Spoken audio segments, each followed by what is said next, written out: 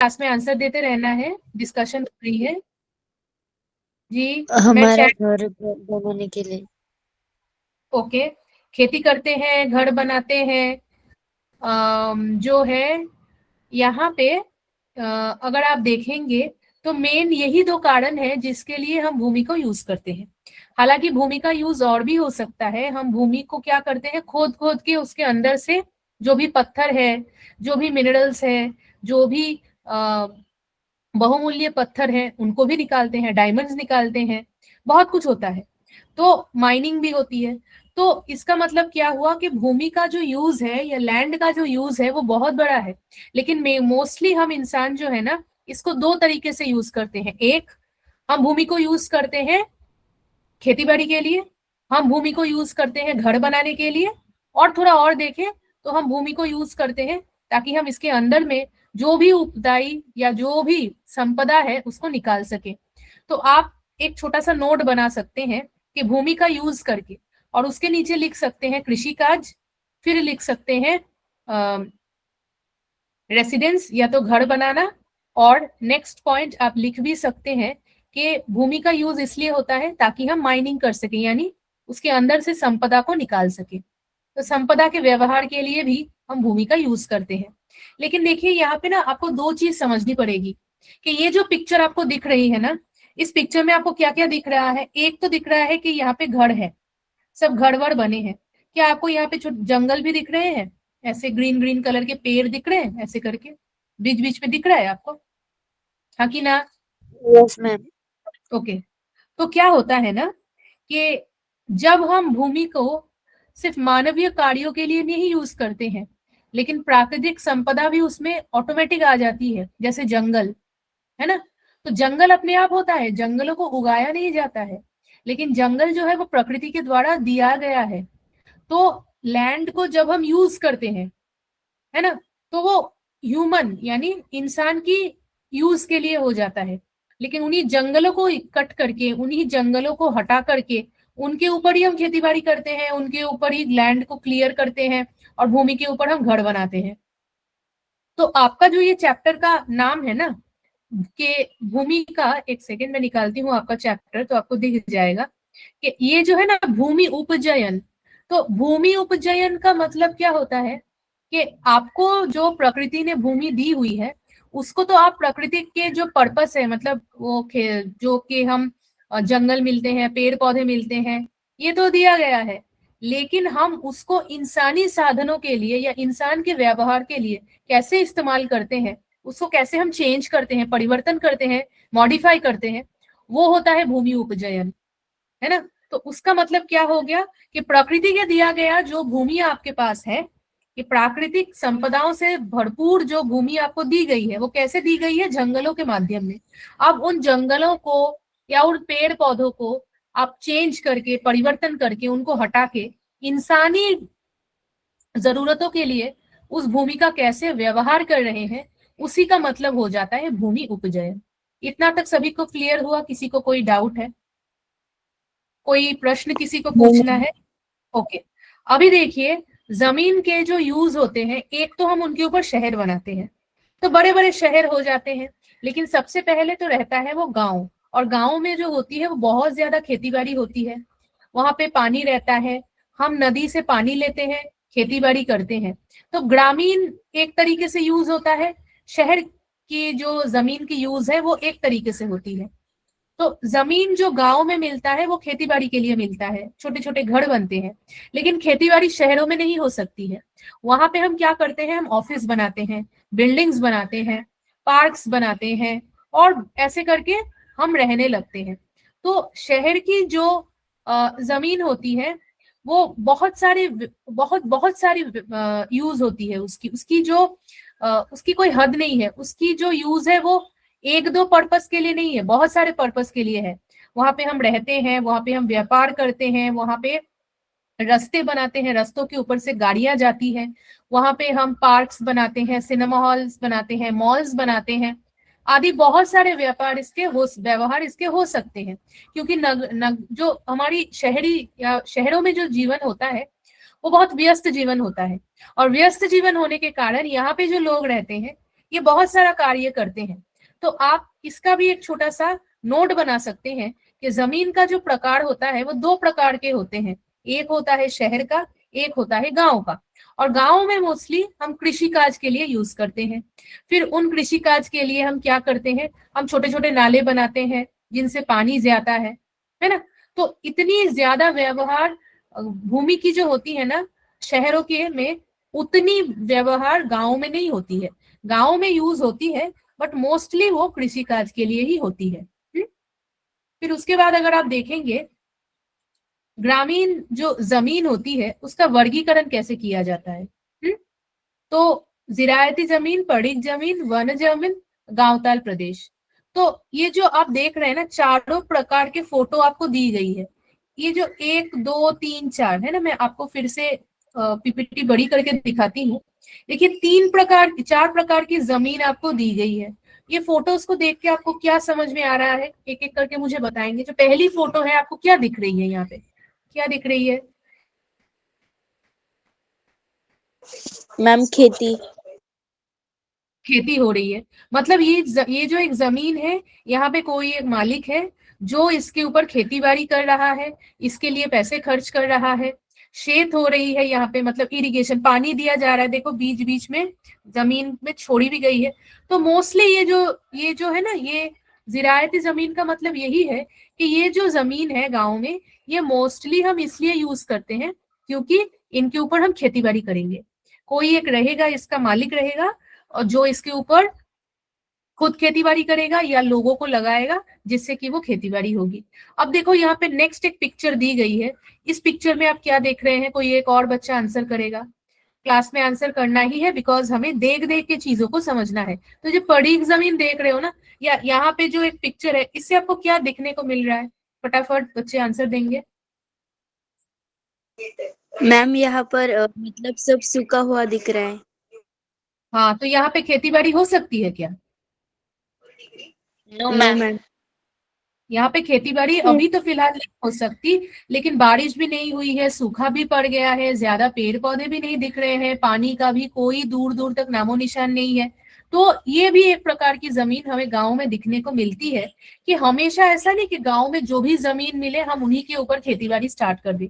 जो भी जमीन मिलती है, कभी कभी अनावृष्टि के कारण जो होती है ना, यहाँ पे जो भूमि है, भूमि की जो उपजाऊ नेचर है ना, जो फर्टिलिटी जिसको हम कहते हैं कि भूमि बहुत अच्छी है, यहाँ पे बहुत अच्छे फसल उग सकते हैं, कभी कभी ऐसा नहीं भी होता है। भूमि के अंदर जो खनिज पदार्थ रहते हैं वो कभी कभी इतने कम रहते हैं कि वो भूमि उपजाऊ नहीं होती। तो वहां पे ना, एक तो पानी नहीं रहता, खनिज पदार्थ नहीं रहते, तो ये मिट्टी कोई काम की नहीं रहती, ये साधारण बन जाती है। और इतना साधारण बन जाती है कि ना ही यहाँ पे आपको देखेंगे, आप देखेंगे कि खेती बाड़ी पॉसिबल है, क्योंकि ये सूख गया है, यहाँ पे पेड़ भी नहीं है, तो जानवर आके यहाँ पे जो घास होती है ना वो भी नहीं खा सकते, है ना। तो यहाँ पे ना जो जो गांव जो ये भेड़ होते हैं, बकरियां होती हैं, वो कभी कभी ऐसे आकर के ना वो क्या करते हैं, वो थोड़े थोड़े घास वगैरह, पेड़ वगैरह भी खाते हैं। लेकिन वो यहाँ पे वो भी पॉसिबल नहीं है क्योंकि यहाँ पे तो कोई पेड़ पौधे हमको दिख भी नहीं रहे हैं।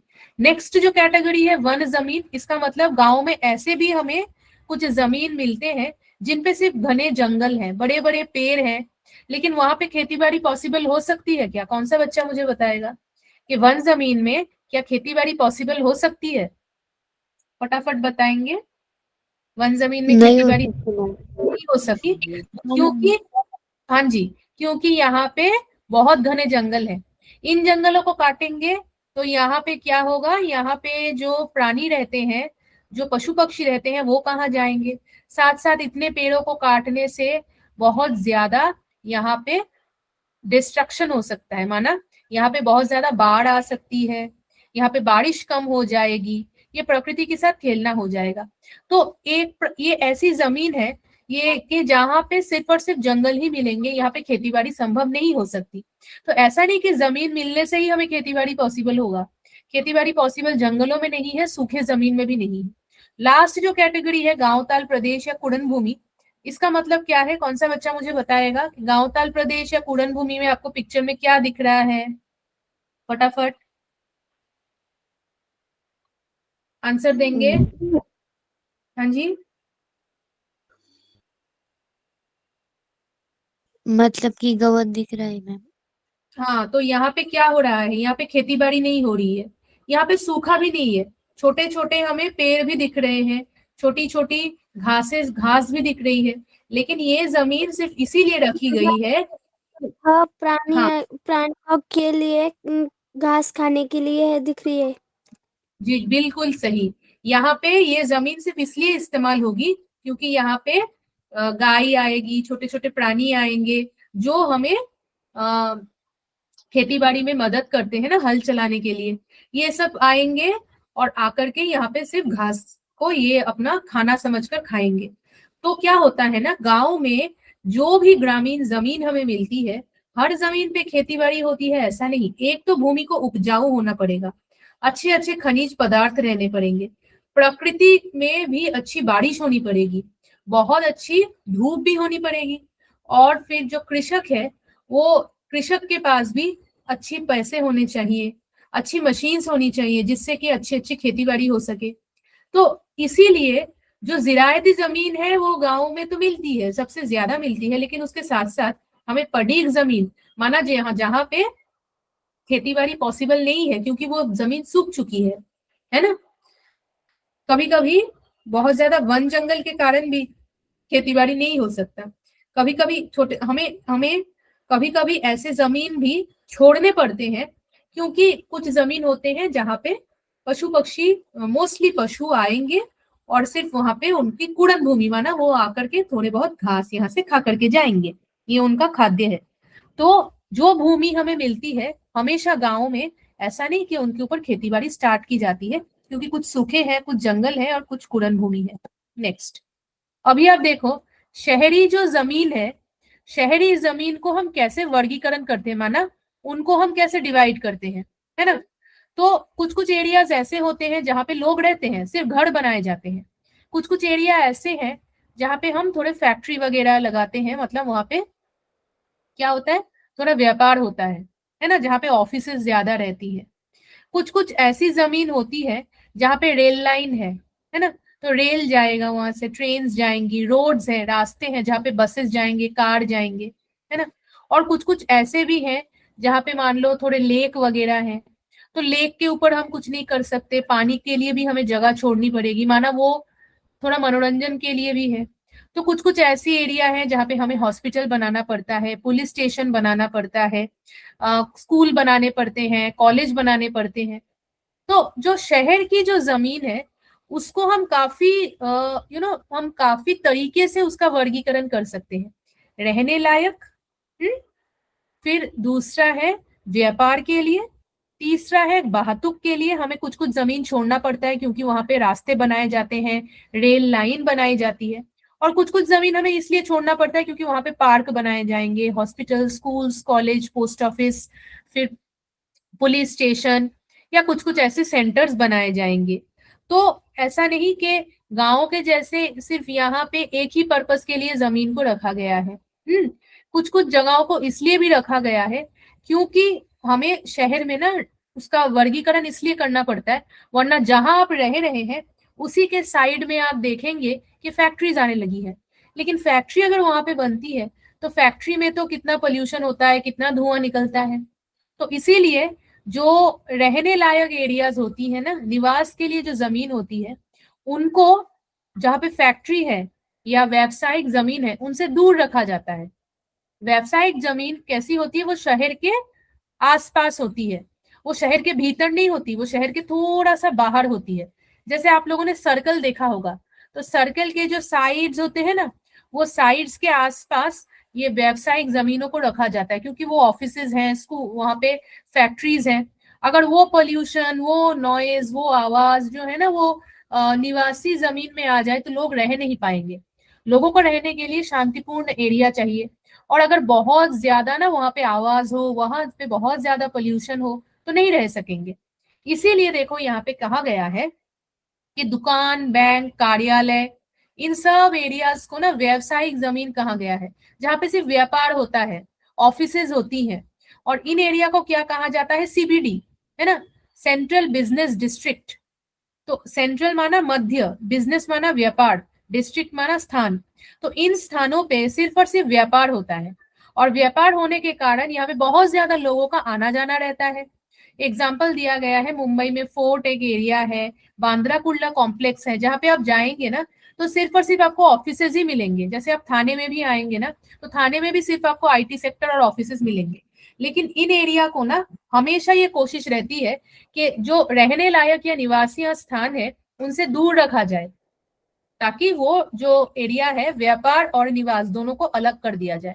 बाहतुक की जमीन के लिए तो कौन से है, जैसे ट्रेन, मैंने बोला ट्रेन लाइन होनी चाहिए, रेलवे स्टेशन होनी चाहिए, बस स्टॉप होना चाहिए, मेट्रो ट्रेन होनी चाहिए, फिर पेट्रोल पंप भी होना चाहिए, रोड्स होने चाहिए, रास्ते होने चाहिए। ये बाहतुक जमीन माना, जो जमीन हम सिर्फ बाहतुक के लिए रखते हैं, ट्रांसपोर्ट के लिए रखते हैं। कुछ जमीन हमें छोड़नी पड़ेगी क्योंकि वहां पे रास्ते बनाए जाएंगे, पेट्रोल पंप बनाई जाएंगी, वहां पे रेलवे लाइन बनाई जाएंगी, है ना, मेट्रो मेट्रो होंगी, वहां पे ट्रेन्स लगेंगी, है ना, इसीलिए। और कुछ कुछ जमीन हमें छोड़ना पड़ता है, जैसे कि हमने डिस्कस किया, hospital, schools, college, post office, police station, कुछ पार्क बनेंगे, ऐसे करके। तो अगर आप थोड़ा सा पीछे जाएं तो यहाँ पे सिर्फ और सिर्फ खेती बाड़ी की बात की गई है। ग्राम में कुछ कुछ सूखे हैं, कहीं कहीं एनिमल्स जो है वो आकर घास खा रहे हैं, कुछ कुछ जंगल है। लेकिन अगर आपको शहरों में ना ऐसे खाली जगह कुछ नहीं मिलेगा, कुछ ना कुछ वहां पे बना देंगे। कोई खाली जमीन है तो कोई पार्क आ जाएगा, कोई स्कूल आ जाएगा। क्योंकि यहाँ पे ना हम नहीं देखते हैं कि शहर की जमीन में कितनी उपजाऊ क्वालिटी है, हम वो नहीं देखते। क्यों नहीं देखते? क्योंकि यहाँ से हमें कोई खेती बाड़ी नहीं चाहिए, यहाँ पे हमें ऐसा कुछ नहीं, हमें सिर्फ रहने लायक और व्यापार करने लायक थोड़ी थोड़ी जमीन चाहिए, जिसके लिए उपजाऊ है या नहीं है वो मैटर नहीं करता। क्लियर है इतना तक सभी को? कोई डाउट किसी को है? कुछ क्वेश्चन पूछना है प्लीज पूछे। क्लियर है? Yes ma'am. ओके। अभी हम देखेंगे कि अतिरिक्त नगरीय जमीन व्यापार प्रकार। अब जो हमने जो मेन मेन पढ़ लिया ना, कि व्यापार के लिए, निवास के लिए, फिर जो है ना बाहतुक के लिए, फिर जो है सार्वजनिक पर्पस के लिए, मतलब पूरे समाज के लिए जो भी हम चीजों को यूज करते हैं। तो ये चारों कैटेगरी में या चारों वर्गीकरण में हम जो है शहर की जमीनों को यूज करते हैं। लेकिन इससे के अलावा भी हम कभी कभी शहर की जमीन को किस लिए यूज करते हैं? मनोरंजन के लिए भी यूज करते हैं, है ना। तो मिश्र जमीन व्यापार, कभी कभी नकाशे। तो इसको समझना है। इसको हम कैसे समझेंगे? देखो, हम कभी कभी पार्क बनाते हैं, कभी कभी थोड़े थोड़े ना छोटे छोटे लेक बनाते हैं, तालाब बनाते हैं, कभी कभी लाइब्रेरी बनाते हैं, कभी कभी थोड़े बहुत ना ऐसे करके कोई अच्छी सी गैलरी बनाते हैं, सिनेमा हॉल्स हो जाती है, मॉल्स हो जाती हैं, शॉपिंग मॉल्स, है ना। तो जहाँ पे लोग कभी कभी जाते हैं थोड़े मनोरंजन के लिए, माना उनको अच्छा लगता है, घूमने के लिए जाते हैं।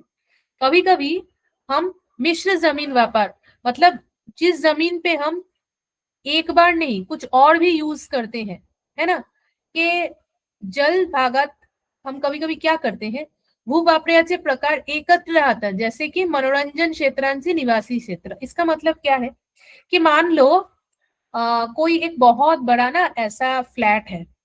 तो ऐसे देखो, पिक्चर में आपको दिखाया गया है ना, ये एक फ्लैट है, इसमें बहुत सारे ऐसे फ्लैट्स दिखाए गए हैं। इन्हीं फ्लैट्स के भीतर ना एक ऐसा एरिया बनाया गया है जहाँ पे स्विमिंग पूल भी है, जहाँ पे कभी कभी शॉपिंग मॉल भी आ जाते हैं, शॉपिंग मॉल तो नहीं, सिनेमा हॉल भी आ जाते हैं, कुछ मनोरंजन के लिए खेल भी खेले जाते हैं। तो ऐसा नहीं कि एक जमीन में शहर में एक ही प्रकार का यूज हो, एक ही जमीन में हम भिन्न भिन्न प्रकार के यूज भी कर सकते हैं ना। ये जैसे आपने एक मॉल बना दिया, एक शॉपिंग मॉल के अंदर आपको सिनेमा हॉल भी मिलेंगे, वहां पे आपको रेस्टोरेंट्स भी मिलेंगे, वहां पे आपको दुकान भी मिलेंगे, वहां पे आपको गेम खेलने का स्कोप भी मिलेगा। तो एक, क्योंकि शहरों में जमीन की कमी है, इस कमी के लिए लोग क्या करते हैं, एक प्रकार की, मतलब एक टाइप की बिल्डिंग में बहुत सारे यूजेस करते हैं, है ना। उसको मिश्र जमीन व्यापार कहते हैं, कि हम एक जमीन को बहुत प्रकार से यूज करेंगे। कैसे यूज करेंगे? बहुत सारे, बहुत लंबी लंबी टॉल टॉल बिल्डिंग्स बनाएंगे और उसको डिवाइड कर देंगे कि इस फ्लोर में शॉपिंग होगी, इस फ्लोर में खेल होंगे, इस फ्लोर में रेस्टोरेंट्स होंगी, इस फ्लोर में, ऐसे करके। कुछ सिनेमा हॉल होंगी, ऐसे। समझ में आ रहा है सभी को? कोई डाउट अभी तक किसी को है इन दोनों चीजों में, मनोरंजन और मिश्र में? क्योंकि हम नेक्स्ट जाएंगे नकाशे, वर्ण, रंग, कोडिंग।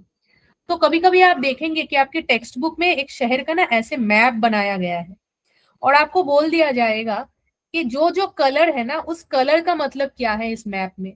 जैसे देखिए यहाँ पे ग्रीन कलर है, तो ग्रीन कलर माना कि यहाँ पे खेती बाड़ी होती है और आप शहर से बाहर जा रहे हैं, तो ये गांव में जा रहे हैं आप। आपको येलो कलर दिखाया जाएगा, माना येलो कलर माना क्या, यहाँ पे जनसंख्या उतनी ज्यादा नहीं है, कम है। फिर आपको ये ऑरेंज कलर दिखाया जाएगा, इसका मतलब आपको जो भी कलर यूज होंगे ना मैप में वो एक कोड की तरह यूज होंगे। ये कोड आपको बता देगा कि इस कलर का मतलब क्या होता है, जनसंख्या ज्यादा है, कम है, यहाँ पे पार्क है, यहाँ पे क्या है क्या है। जैसे देखो ब्लू कलर, ऐसे व्हाइट व्हाइट कलर दिखाया गया है ना, थोड़ा थोड़ा ये व्हाइट व्हाइट कलर देखो यहाँ पे भी है, इसका मतलब यहाँ पे मिलिट्री ऑफिसेज हैं। तो जब हम कलर्स को यूज करके एक मैप को बनाते हैं तो वो कलर हमें कुछ दर्शाता है, कुछ कोड करता है, और उस कोड को ऐसे मैप में दिखाया जाता है कि हम एक मैप में कुछ चीजों को अगर प्रेजेंट करना चाहे, कुछ चीजों को दिखाना चाहे, तो हम भिन्न भिन्न कलर्स यूज कर सकते हैं, है ना। कि निवास स्थल के लिए हम लाल यूज कर सकते हैं, खेती बाड़ी के लिए हम ग्रीन यूज कर सकते हैं, एक्सेट्रा। व्हाइट कलर के लिए हम मिलिट्री जोन वगैरह कुछ भी दिखा सकते हैं। तो कुछ कुछ कलर्स जो होती है वो भौगोलिक इन चीजों को दर्शाता है ना। और मैप इसीलिए जरूरी है क्योंकि जो भी इंफॉर्मेशन हम पढ़ते हैं ना भूगोल में, उसको हम सिर्फ और सिर्फ मैप में ही दिखा सकते हैं। मैप एक भौगोलिक के लिए वो मैथमेटिक्स के जैसे, हम मैथमेटिक्स में जैसे हम करते हैं ना, स्केल यूज करते हैं, फिर कॉम्पास यूज करते हैं, तो मैथ ज्योग्राफी में क्या किया जाता है, भूगोल में मैप यूज किया जाता है। मैप हमारे लिए वो सिस्टम है, मैप हमारे लिए वो टूल है जिसके द्वारा हम कोई भी चीज को अच्छे से पिक्चर के फॉर्मेट में प्रेजेंट कर सकते हैं। इतना तक सभी को क्लियर है? Yes yes ma'am. अभी देखो, संक्रमणकालीन क्षेत्र आणि उपनगरे, ठीक है। तो इसका मतलब क्या है, इसको आपको समझना पड़ेगा। संक्रमणकालीन क्षेत्र आणि उपनगरे, तो देखो यहाँ पे ना एक छोटा सा मैप दिखाया गया है। ये मुंबई का मैप हम कह सकते हैं, ऑफ कोर्स मुंबई का ही मैप है। इसमें हमने क्या किया है, हमने मुंबई को डिवाइड किया है कि यहाँ पे पूर्व दिशा के कुछ कुछ उपनगर दिख रहे हैं, यहाँ पे दक्षिण दिशा के दक्षिण मध्य नीचे दिख रहे दक्षिण, ये हो गया हमारा नवी मुंबई। यहाँ पे हो गया जो कि पूर्व उपनगर, और ये हो गया थाने। तो इसको हमने ऐसे क्यों किया है, इसका मतलब क्या है? देखो ऐसा होता है कि यहाँ पे आपको दिखाया गया कि संक्रमणकालीन क्षेत्र, तो संक्रमणकालीन क्षेत्र का मतलब क्या हो सकता है? आपको इस शब्द से क्या लग रहा है कि संक्रमणकालीन क्षेत्र का मतलब क्या हो सकता है? कभी थोड़ा सोच के बताइए,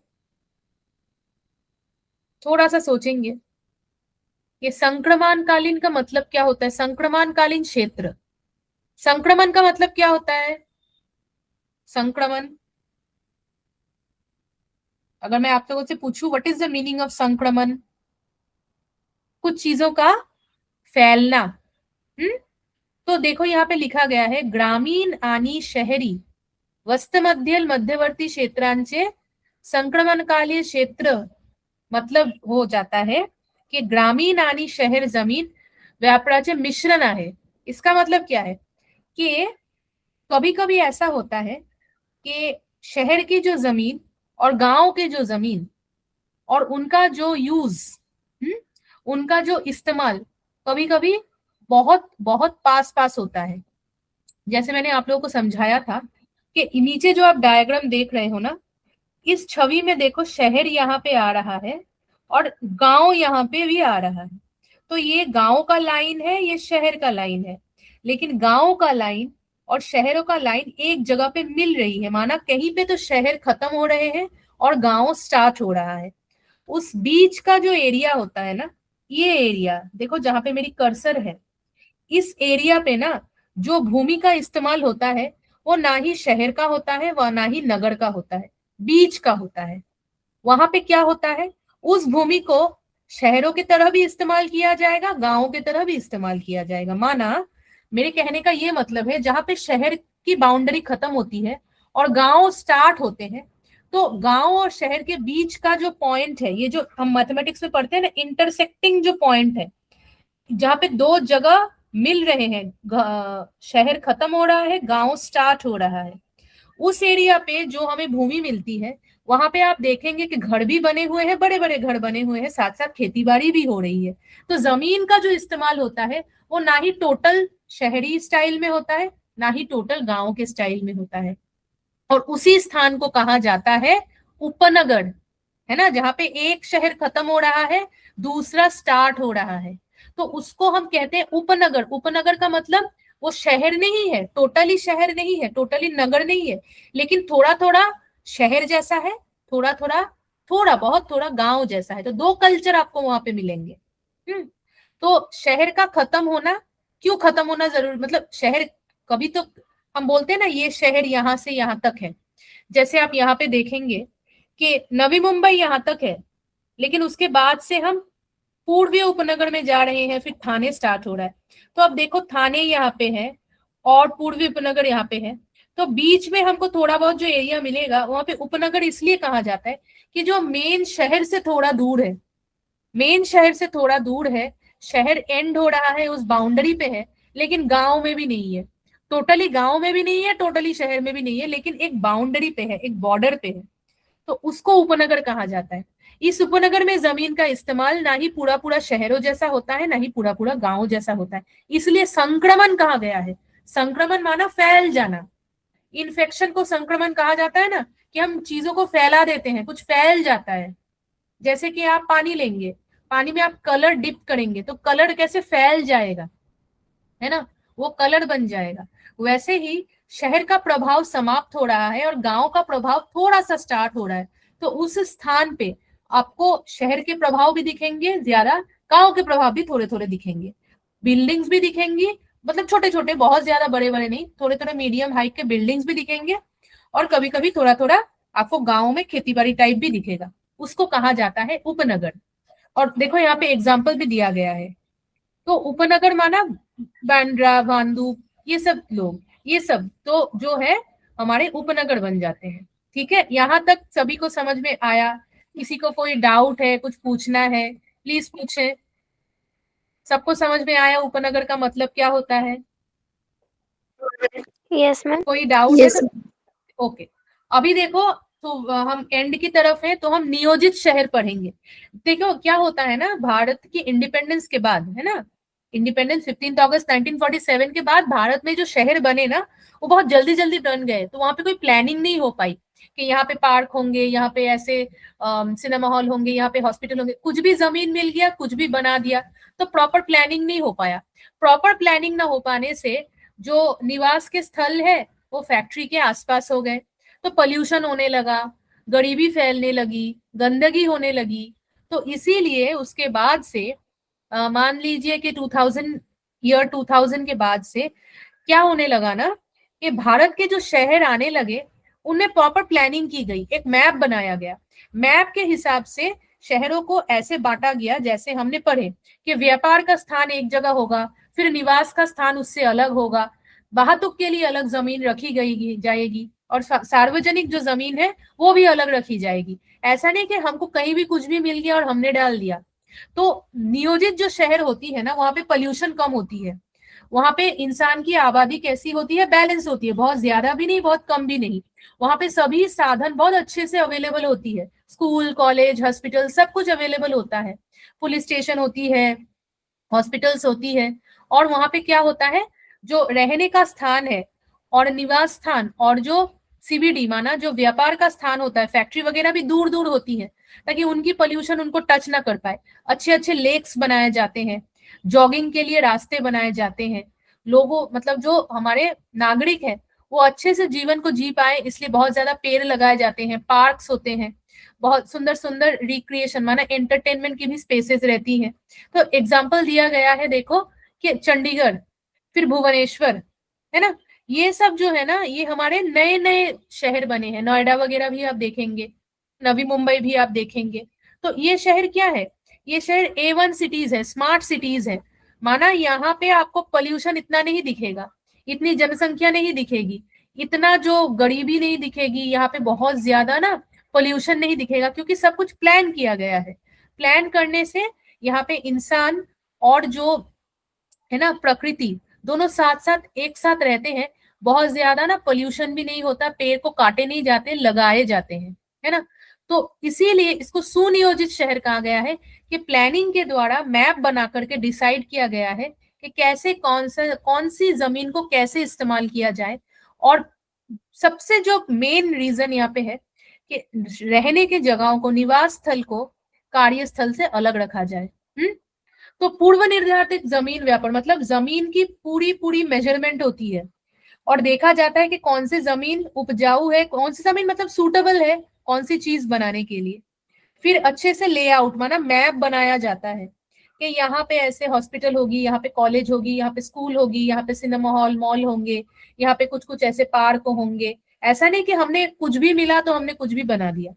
और शहर विकास माना शहर की उन्नति के लिए बार बार प्लानिंग की जाएगी, ऐसी प्लानिंग की जाएगी ताकि प्रकृति के सानिध्य में इंसान रह सके।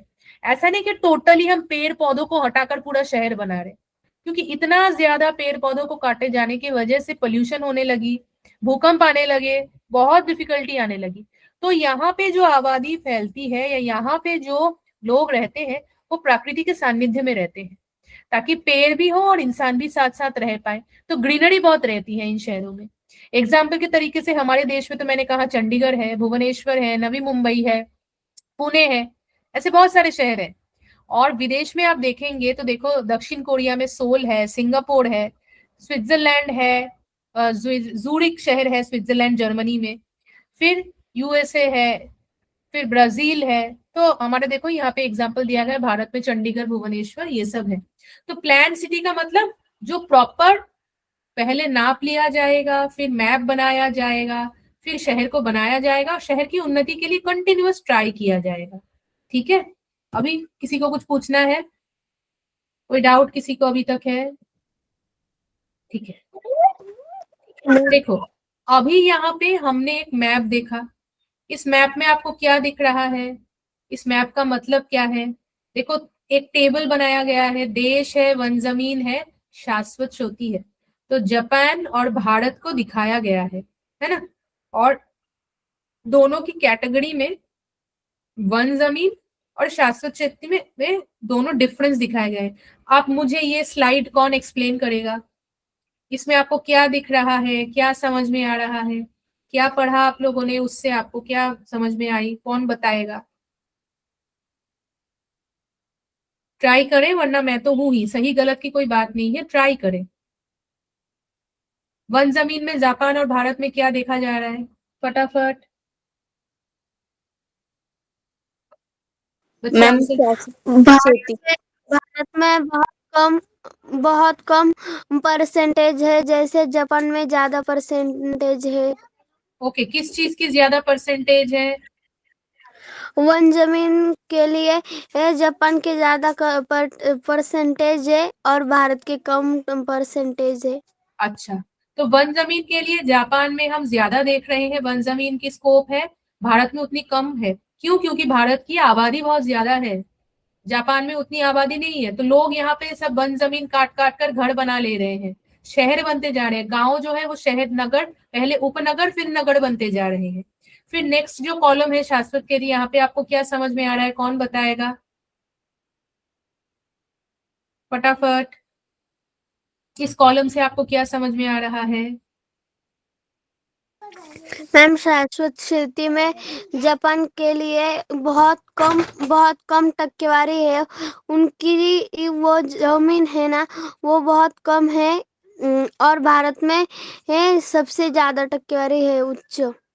अच्छा, क्यों ऐसा क्यों, किस कोई बता पाएगा ये कारण क्या हो सकता है कि जापान में अत्यंत कम टक्केवारी है और भारत में बहुत ज्यादा? इसका क्या रीजन क्या हो सकता है, क्या लगता है आपको कि शाश्वत खेती यहाँ पे कम यहाँ पे ज्यादा और उच्च क्वालिटी की भारत में क्यों है? कौन ट्राई करेगा? गलत सही की कोई बात नहीं है, ट्राई करे क्योंकि हमें समझना है चीजों को। कौन बताएगा? मैम क्योंकि वहाँ पॉपुलेशन कम कम है। हाँ, तो पॉपुलेशन कम होने की वजह से क्या होता है?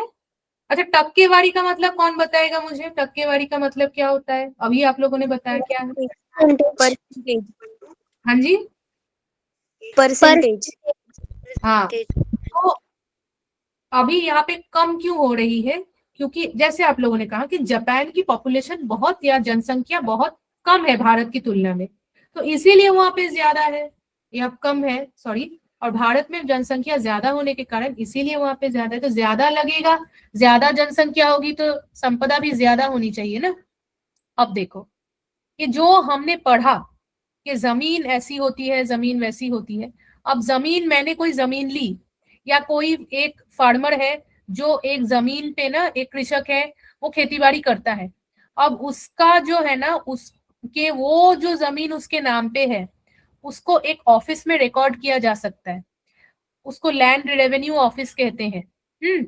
तो एक दस्तावेज होती है, एक रजिस्टर टाइप होती है, एक नोटबुक होती है, जहां पे हम जमीन का पूरा पूरा इंफॉर्मेशन स्टोर कर सकते हैं। वरना कोई आकर मेरे जमीन को बोल सकता है ना कि ये मेरा है। तो जैसे हम किताब को कवर करके उसके ऊपर लेबल लगाते हैं, वैसे ही कोई जमीन के ऊपर अगर हम खरीदते हैं या उस जमीन के ऊपर हम खेतीबाड़ी करते हैं, तो हमें ये क्लियर करना पड़ेगा कि यहाँ पे क्या है, कितना से कितना जमीन मेरा है ना।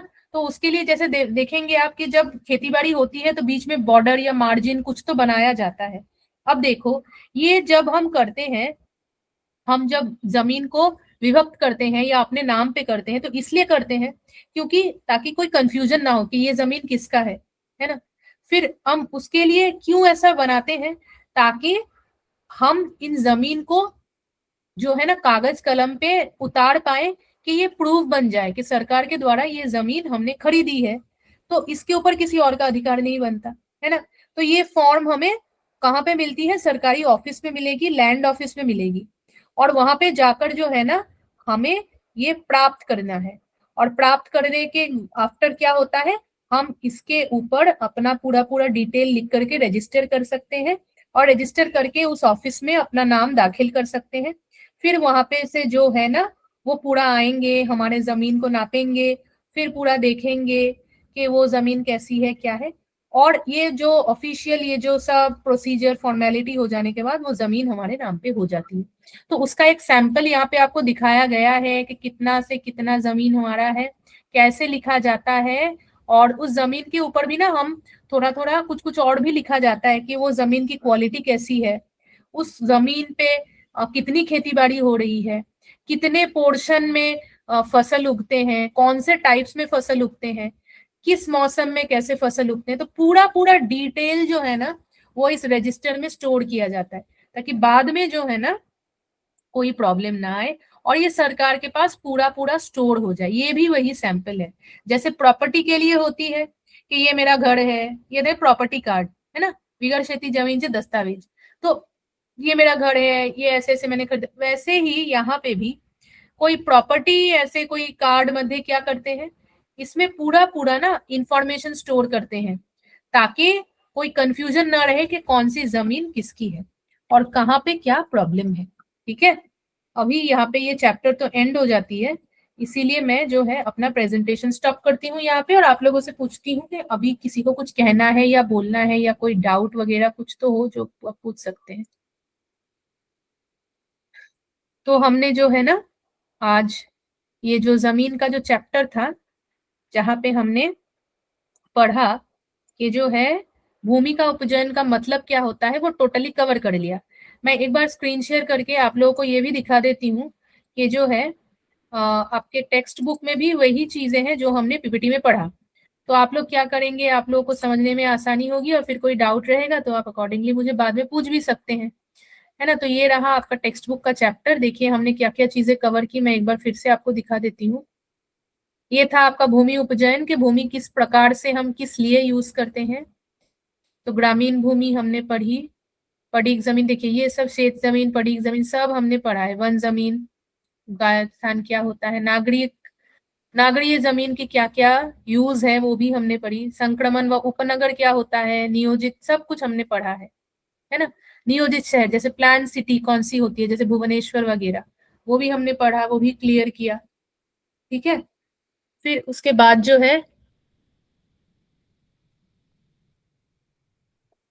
है हमने ये देखा कि ऐसे जैसे जब जमीन की जो इंफॉर्मेशन है वो कैसे स्टोर की जाती है, स्टोर करने का यूज क्या होता है, किस लिए की जाती है, सब कुछ पढ़ने के बाद आप जो है ना इस चैप्टर को खत्म करते हैं यहाँ पे। क्योंकि पूरा जो भी सिलेबस है हम क्लास में तो पढ़ेंगे ही, फिर भी आप लोगों से रिक्वेस्ट है कि एक बार अपने चैप्टर्स को देख लें और बता दें कि 1-2 मिनट अभी भी बाकी है आप लोगों के साथ। यहाँ पे कोई डाउट किसी को पूछना है तो प्लीज पूछें, वरना हम क्लास यहीं पे एंड करेंगे। सबको समझ में आया? उम्मीद है आपने जैसे जैसे हमने समझाया आपने छोटे छोटे नोट्स भी बनाए होंगे। ठीक है, yes ma'am. Okay. Next class में चाहती हूँ कि और भी बच्चे आए, क्लास में जुड़े और चीजों को समझे। थैंक यू, आज के लिए इतना ही। Good night and bye. Good bye night. Ma'am. Bye ma'am. Thank you.